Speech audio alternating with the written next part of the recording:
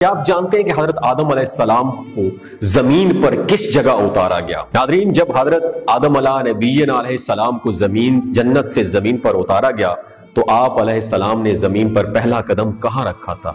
حضرت آدم علیہ السلام جنت سے اپنے ساتھ کیا چیزیں لائے تھے؟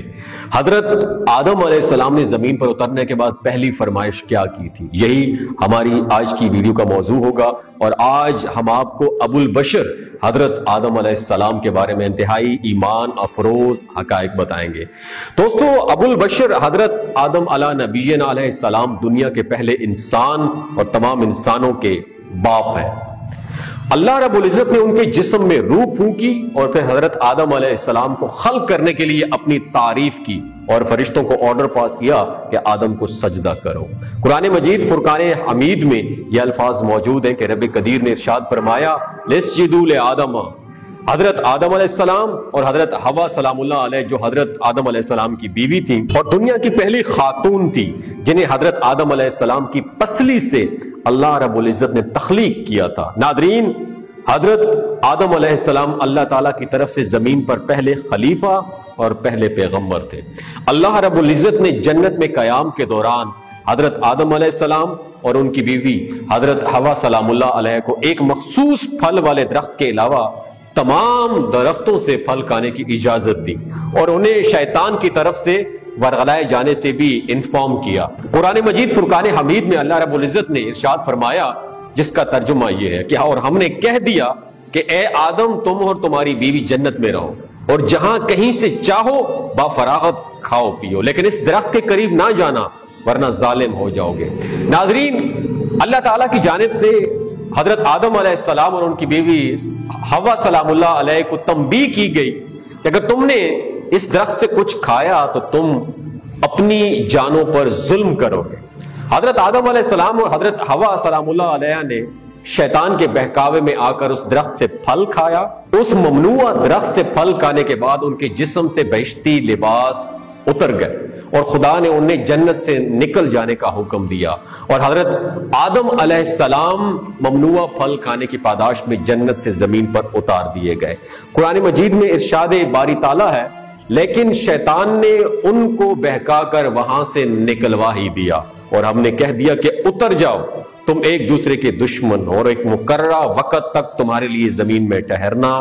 اور فائدہ اٹھانا ہے۔ ناظرین، قرآن مجید فرقان حمید کی آیات کی روشنی میں جب حضرت آدم علیہ السلام اور اما حوا سلام اللہ علیہ کو اپنی غلطی کا احساس ہوا تو توبہ کی اور خدا سے بخشش کی طلبگار ہوئے۔ اللہ تعالیٰ نے ان کی توبہ قبول فرمائی، مگر ان کی خطا ان کی جنت سے نکلنے کا باعث بنی اور حکم الہی سے زمین پر اتارے گئے اور نئی زندگی کا آغاز کیا۔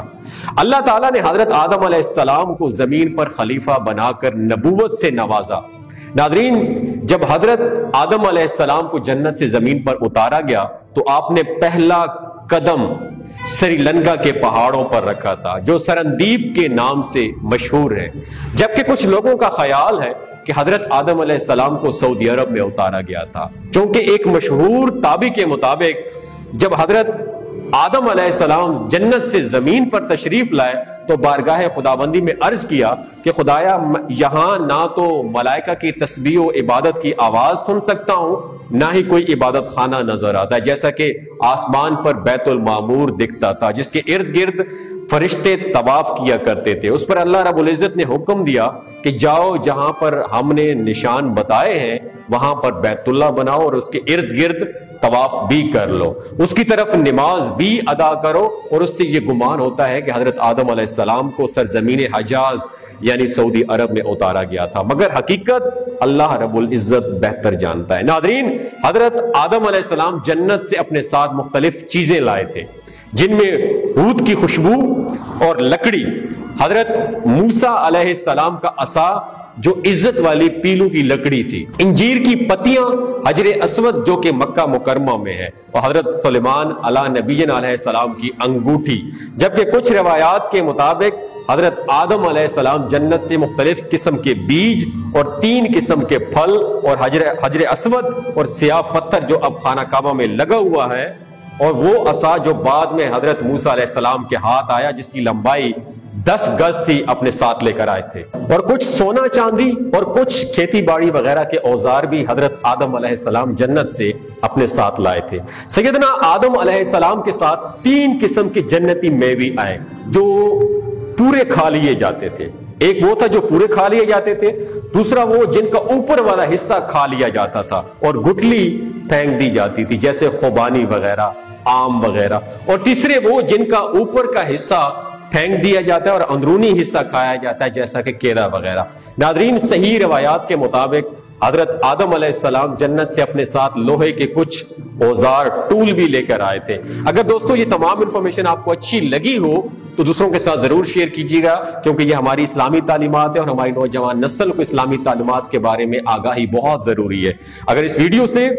आपको थोड़ी सी इंफॉर्मेशन इजाफा हो, दूसरों के साथ जरूर शेयर कीजिएगा। हो सकता है इस वीडियो से अल्लाह ताला किसी की जिंदगी और दिल बदल दे। बहुत शुक्रिया।